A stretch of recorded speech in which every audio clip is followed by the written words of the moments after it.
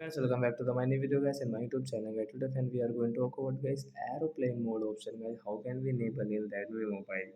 Friends, you want to enable your aeroplane mode option. So then how can we enable how can we use aeroplane mode setting in our Redmi phone today? I will show you in this video guys. So before starting video friend, first of all go and subscribe the channel guys, click the bell icon, like the video,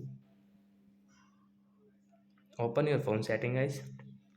After on phone setting guys, you can see this type of setting, but guys you cannot see guys any aeroplane mode setting. So how can we enable?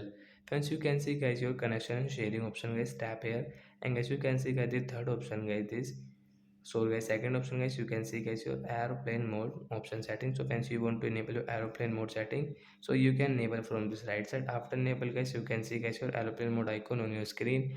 And friends, after enable airplane mode guys, we cannot use guys our calling setting guys. We cannot call to anyone, and then we cannot use guys our mobile data setting guys. So like that guys we can enable aeroplane mode and we can use it. So that's it guys, thanks for watching the video, bye guys.